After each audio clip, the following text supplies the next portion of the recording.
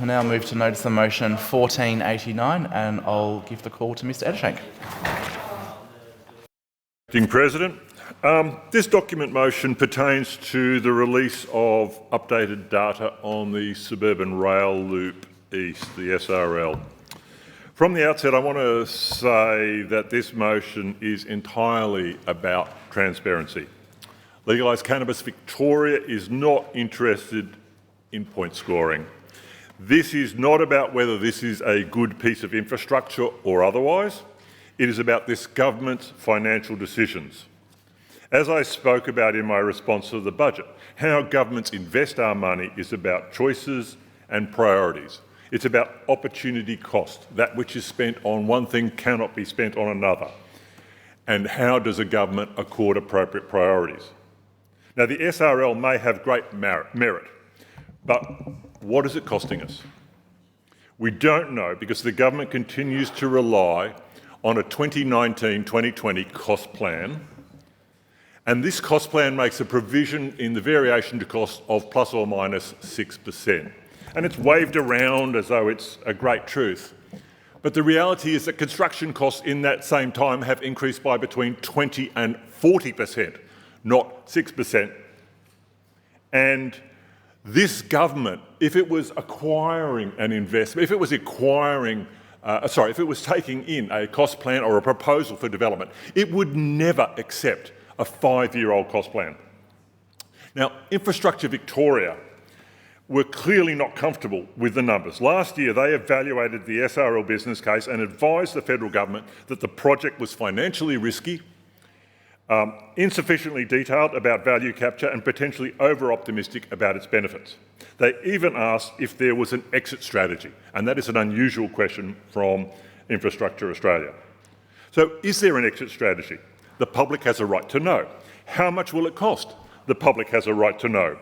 What does the cost-benefit study show? The public has a right to know. What is the return on investment? 12 months after expressing scepticism in the costings and the benefit of the project, Infrastructure Australia gave it the green light for the federal government to move forward with funding stage 1 as an immediate priority, apparently satisfied that their questions had been answered. We also have a right to know what the state government provided to prompt Infrastructure Australia's startling about-face. Now, if there were simply documents provided and that satisfied Infrastructure Australia, well, that's fantastic. Let's see them. Let's understand the persuasive argument that was provided by the state government. However, there is a counter-narrative. FOI documents released to the Australian show that their concerns were not in fact meaningfully resolved before the project was elevated to priority status.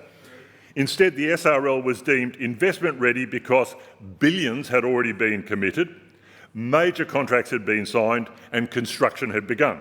Further, the FOI documents unearthed emails between the state and federal governments which reveal that in their assessment of SRL East, Infrastructure Australia was pressured to remove environmental concerns, which would have been even more damning.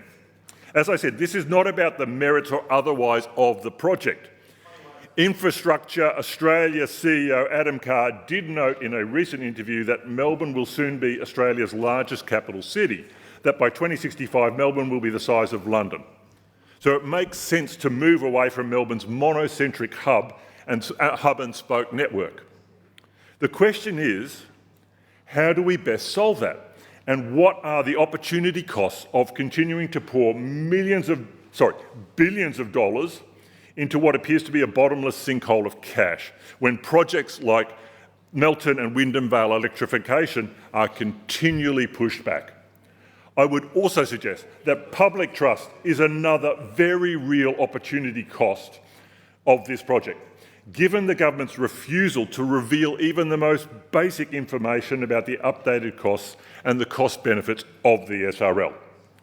As I said, this piece of infrastructure may indeed have merit, but it is the most expensive infrastructure project in Victoria's history. It is Victoria's AUKUS, and as such, it must be afforded the highest level of scrutiny. The lack the absolute lack of transparency around this project is somewhat, I'm afraid to say, typical of the government's modus operandi.